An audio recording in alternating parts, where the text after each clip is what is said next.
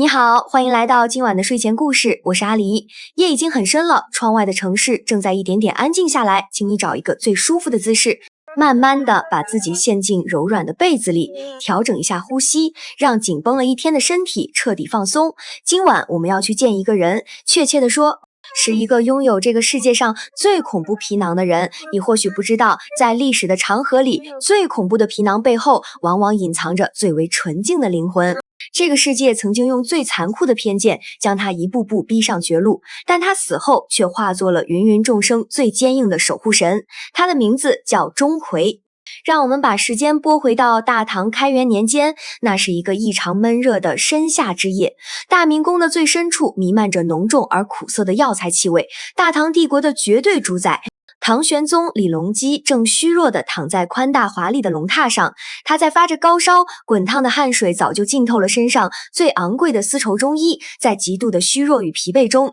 这位帝王跌入了一个无比真实又诡异的噩梦。大殿里阴风阵阵，一只穿着破烂红衣的无名小鬼竟然明目张胆地溜进了皇家的寝殿。他极其嚣张，一把扯下了杨贵妃佩戴的紫香囊，接着又偷走了皇帝平日把玩的珍贵玉笛。他甚至绕着大殿里的盘龙金柱狂奔，一边跑一边发出极其刺耳的尖笑声。他在公然嘲弄着至高无上的皇权。玄宗愤怒到了极点，他拼命想要呼救，想要叫门外的金吾卫，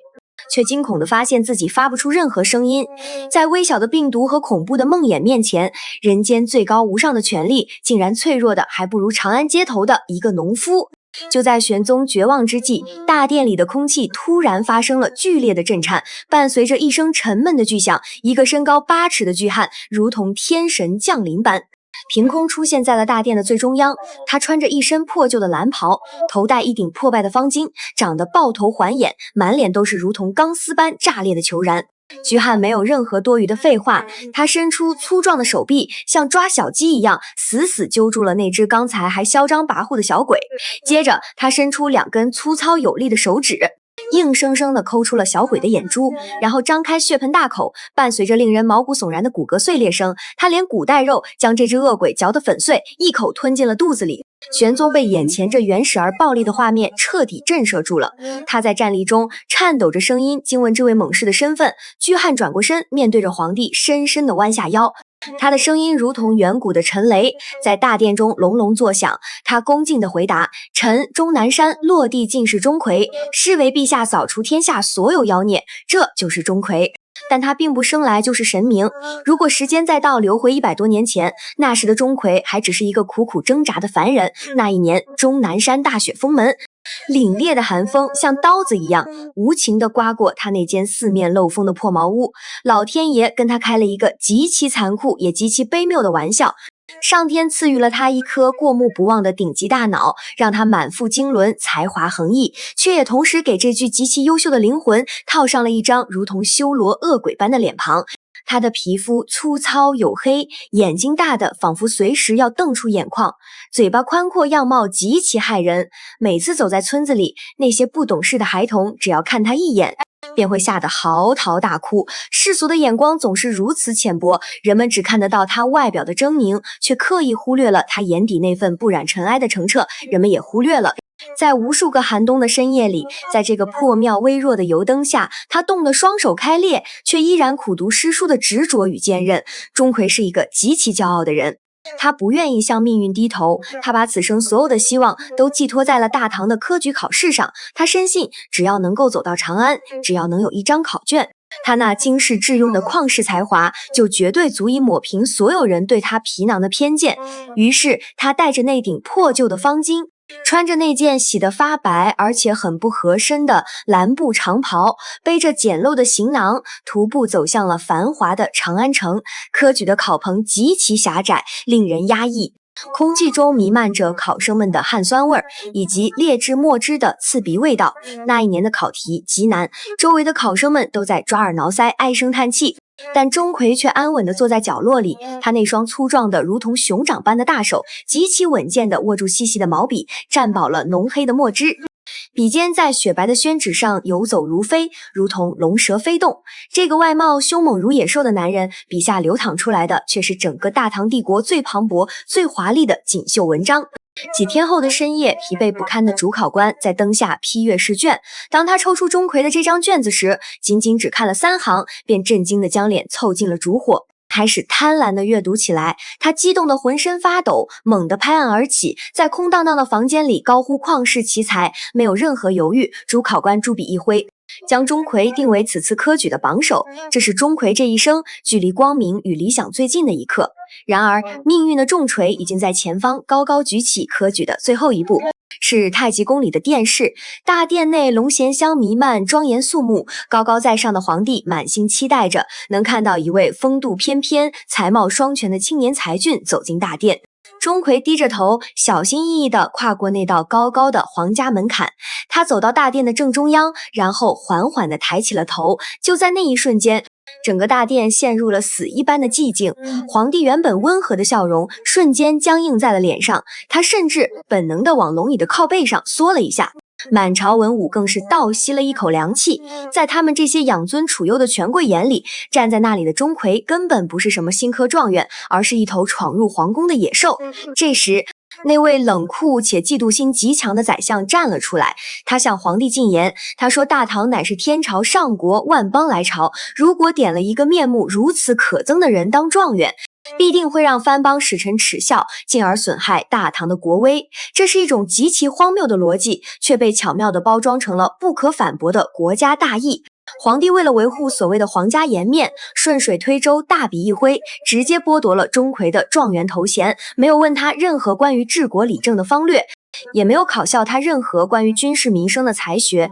钟馗几十年寒窗苦读的血汗，无数个日日夜夜的期盼，就在最高权力者的一个微小的皱眉之间彻底灰飞烟灭。大殿里依然是死一般的寂静，钟馗静静地站在那里，像是一座生锈的黑铁塔。他没有像其他人那样跪地求饶，也没有痛哭流涕地诉说自己的委屈。他那双巨大的豹眼死死地直视着高高在上的皇帝，他前半生一直坚信并为之奋斗的公平正义，在这一刻被皇权和偏见踩得粉碎。他突然觉得这个世界真是可笑至极，人们只认得虚伪的皮囊，却根本不在乎灵魂的重量。他猛地仰起头，从胸腔的最深处爆发出了一声如同野兽濒死般的凄厉嘶吼，这声音震落了金銮殿横梁上的微尘。接着他转过身，一言不发，用尽了全身所有的力气，像一颗被点燃的黑色炮弹，狠狠地冲向了大殿里那根粗壮的盘龙金柱。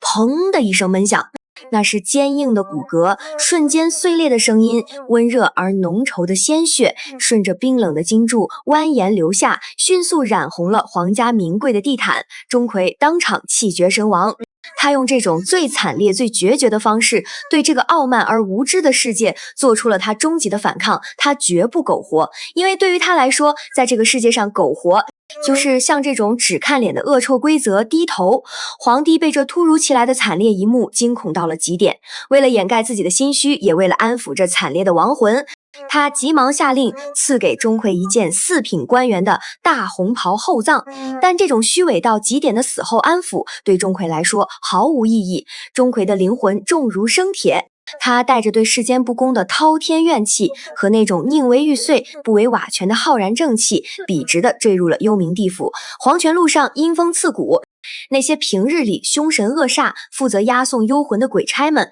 在看到钟馗的灵魂时，竟然本能地感到恐惧，纷纷退避三舍。因为钟馗身上散发出来的是一种比地狱烈火还要灼热100倍的刚烈之气。在阴森的阎罗殿上，十殿阎罗翻开厚厚的生死簿，看着堂下这个站得笔直绝不肯下跪的狰狞魂魄，钟馗的眼底没有任何对地狱酷刑的恐惧，只有历经生死后依然极致的澄澈与坦荡。阎王看着他沉默了很久很久，最终阎王重重地合上了卷宗。他比任何人都明白，阳间的那套评价体系早就烂透了，那个虚伪的人间根本容不下这种极致的干净与刚烈。阎王叹了口气说，既然人间的阳光不肯照到你的身上，那这幽冥世界的无边暗夜从今往后就由你来掌管。于是阎王破格提拔了钟馗，赐给了他一把能够斩断世间一切虚妄的清风宝剑，赐给了他一枚能够号令地下百鬼的斩妖印。还给他配上了一只能够在绝对黑暗中寻找妖邪气息的黑蝙蝠。从那一天起，人间少了一个悲苦凄凉的落地书生，而地府里却诞生了一位威震三界的万鬼之王。他被人类那恶毒的偏见残忍杀死，却又以一种至高无上的神明之姿浴火重生。他握紧了冰冷的宝剑，毅然转身，大步走向了无尽的黑夜。此时的钟馗已经拥有了对凡人进行绝对降维打击的恐怖力量，只要他愿意，他完全可以率领阴兵踏平整个长安城，他可以轻易地掐碎那个昏庸皇帝的梦境，他可以把那个进谗言的宰相撕成碎片，但是他没有这么做。他高高地站在阴阳的交界处，俯瞰着灯火阑珊的人间。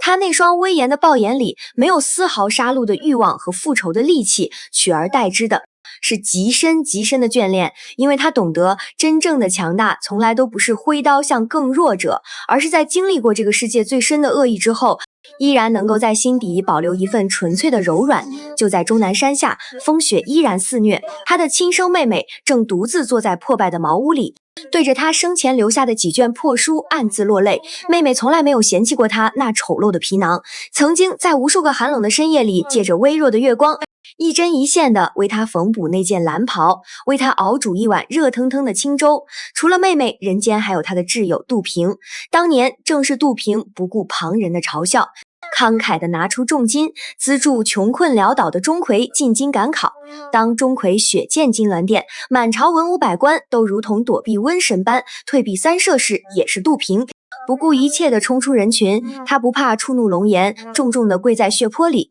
脱下自己身上昂贵的丝绸外衣，双手颤抖着，极其心痛地盖住了钟馗那张残破不堪的脸，然后一路散尽家财，护送钟馗的尸骨回到家乡安葬。这人间的恩情，钟馗一刻都不曾忘记。除夕之夜，万家灯火，在阴寒刺骨的幽冥大殿前，钟馗召集了地府里最凶狠、最暴力的一批恶鬼。夜叉和青面獠牙的小鬼们在台阶下瑟瑟发抖。钟馗压低了他那如同闷雷般的声音，极其严厉地下达了命令，让他们抬起装满丝绸金银和玉器的红木嫁妆，并且严厉警告所有的鬼族，动作必须放到最轻，手脚必须极其干净。今晚谁要是敢散发出一点阴气吓到了凡间的普通人，就让他打入18层地狱，永世不得超生。就这样，一支极其诡异却又充满温情的队伍出发了。钟馗骑着一匹极其高大的黑色骏马，他脱下了神明的铠甲，换回了生前穿过的那件破旧蓝袍，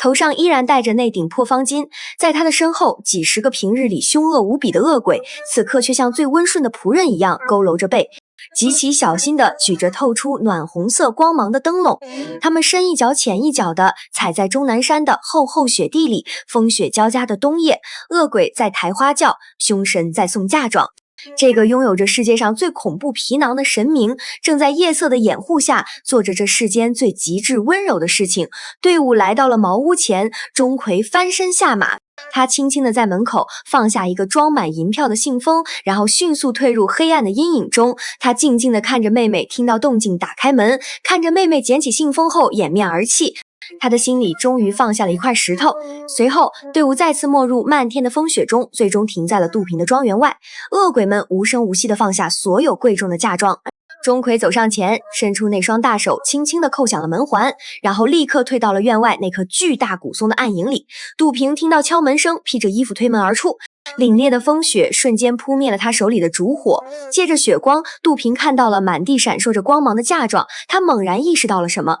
不顾一切地向着黑暗的夜空凄厉地大喊：钟兄，是你吗？你既然来了，为何不肯见我一面？杜平哭喊着冲进没过膝盖的大雪里，他四处寻找。此时他距离藏在树影里的钟馗只有不到10步的距离。钟馗死死地站在原地，一动也没有动。他那双巨大的眼睛透过纷飞的风雪，深深地看着这位生死之交。他知道自己现在已经是掌管幽冥的驱魔大神，身上带着极寒的阴气。他更不想用自己这副恐怖的面容去惊扰这凡间好不容易才有的圆满。人间的缘分既然已经断了，那就把这最后的一点点温柔永远的留在风雪里吧。这位如钢铁般的铁汉笔直地站在冰天雪地中，他的眼眶突然红了，一滴温热的眼泪从他的眼角滑落。在半空中，这滴眼泪凝结成了一颗晶莹的冰珠。悄无声息地落在了厚厚的积雪里。保重了，我的兄弟。钟馗在心底默默念完，决绝地调转马头。那个庞大而孤独的背影，连同着风雪中摇晃的红灯笼，彻底融进了无边无际的黑夜之中。第二天清晨，当第一缕温暖的阳光穿透长安城的薄雾，唐玄宗猛地睁开了眼睛，他惊恐地发现自己浑身都是冷汗，但更让他震惊的是，折磨了他整整几十天的沉重疾病，竟然奇迹般的完全痊愈了。他大口大口地喘息着，脑海里不断回想着梦里那个狂暴而强大的巨汉，这个全天下最有权势的男人，终于明白，在面对未知的梦魇和生死的边缘时，自己的权力简直薄如蝉翼，而最终跨越阴阳两界，不计前嫌来保护他的，竟然是那个被他亲手用傲慢逼死的落榜书生。在未知的神秘力量面前，皇权的傲慢瞬间碎成了锦粉，